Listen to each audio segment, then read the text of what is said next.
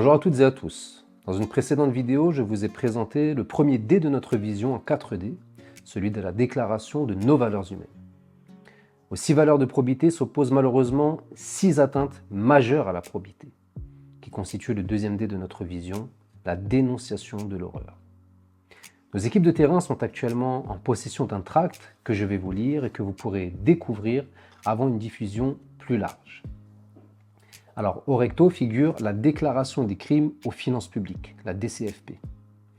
Nous considérons ces infractions comme des crimes envers la nation car elles portent atteinte à notre bien commun, les finances publiques. Ces ressources sont l'essence même qui permet à nos services publics d'assurer leur mission de protection, d'information et d'émancipation de la population. Or, certains s'emploient à percer ou siphonner le réservoir de notre véhicule communal, empêchant ainsi d'arriver à destination faute de carburant. Chaque année, les Sevranais refont pourtant le plein par leurs taxes et impôts, et chaque année, des personnes indignes des responsabilités qui sont les leurs dilapident cet argent pour des intérêts autres que celui de la paix publique et de l'intérêt général. Voici donc cette déclaration des crimes aux finances publiques. Rétablir la justice dans nos finances collectives.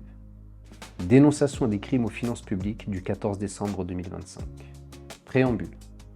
Les nouveaux bâtisseurs d'égalité, réunis autour d'une réflexion de solidarité collective, considérant que la concussion, la corruption, le détournement de fonds publics, le favoritisme, la prise illégale d'intérêts et le trafic d'influence représentent les virus du service public, propose de criminaliser l'ensemble de ces infractions toxiques à la République.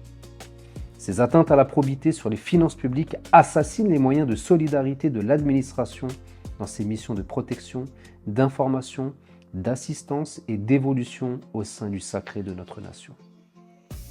Les atteintes à la probité sont les suivantes. Atteinte première, la concussion. Atteinte deuxième, la corruption. Atteinte troisième, le détournement de fonds publics. Atteinte quatrième, le favoritisme. Atteinte cinquième, prise illégale d'intérêt. Atteinte sixième, le trafic d'influence. Au verso, nous avons choisi d'illustrer certains de ces crimes et gabegies financières à l'aide d'extraits issus des rapports de la Chambre régionale des comptes. Il s'agit de citations officielles rédigées par des magistrats qui ont épinglé pendant près de 20 ans la gestion financière catastrophique de Stéphane Gatignon et Stéphane Blanchet, un binôme aux pratiques illégales et irrégulières. En voici quelques exemples. Stéphane Gatignon, Stéphane Blanchet, épinglés par le gendarme financier. Le versement de la prime informatique. Entre 2013 et 2016, la ville de Sevran a versé 273 317 € de prime informatique à 14 agents. Or, la commune n'est pas dotée d'un centre de traitement de l'information au sens de la jurisprudence et le versement d'une telle prime demeure irrégulier malgré la délibération du 4 mai 2000. Page 50 du rapport de la CRC publié le 31 mai 2018. Deuxième exemple. Dans un cas, le renouvellement du contrat de l'agent a été accompagné d'une augmentation substantielle de la rémunération, supérieure à 23%, alors que l'agent bénéficiaire n'avait obtenu ni titre ni diplôme nouveau et ne pouvait se prévaloir de responsabilités plus importantes.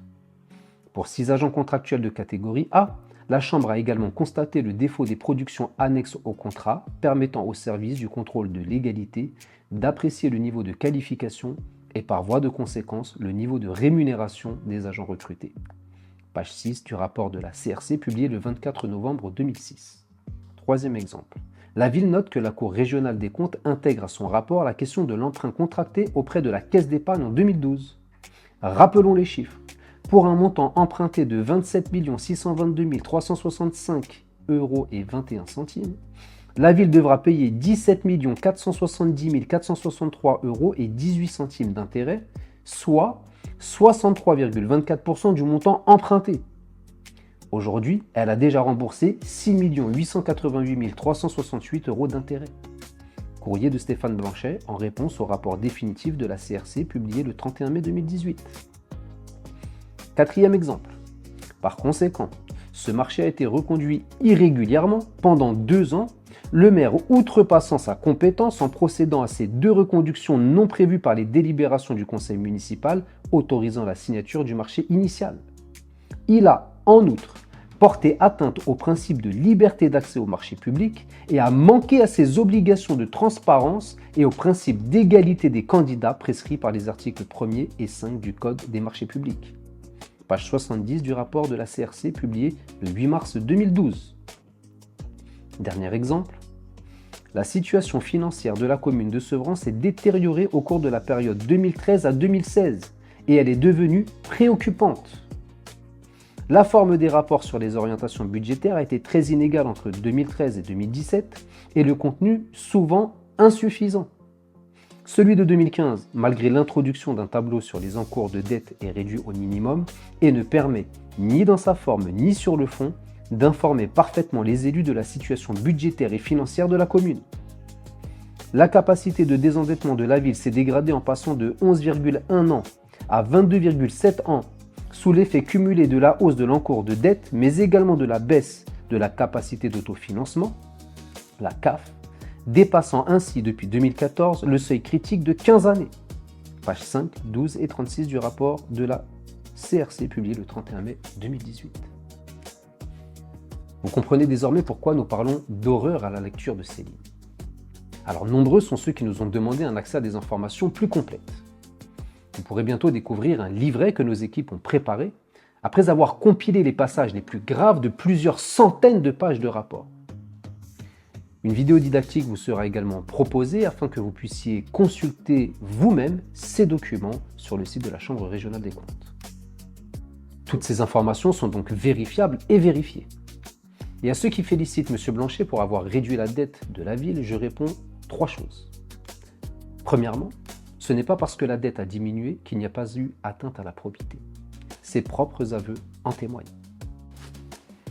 Monsieur Jousse, vous m'interpellez sur un cas particulier concernant un agent de médiation qui s'est trouvé en prison et dont le contrat a été renouvelé et qui a été également rémunéré alors qu'il était en prison. Il ne pouvait pas être rémunéré puisqu'il était en prison. Il ne pouvait pas voir son contrat renouvelé puisqu'il était en prison. Et ça a été fait. Deuxièmement, la dette repart aujourd'hui à la hausse de manière significative, avec des projets hors normes et une majorité qui fait vivre la population sevranaise bien au-dessus de ses moyens. Troisièmement, M. Blanchet fait partie de ceux qui, par le passé, ont percé le réservoir de notre véhicule communal. Il est donc inconcevable de le féliciter pour avoir rebouché une partie des trous qu'il a lui-même créés avec son acolyte Stéphane Gatineau. Si les Sevranais manquent aujourd'hui cruellement de moyens, il en porte une lourde responsabilité. Voilà aujourd'hui pour ce deuxième D, celui de la dénonciation de l'horreur. Je vous donne rendez-vous dans la prochaine vidéo pour le troisième D, celui de la discussion pour les propositions.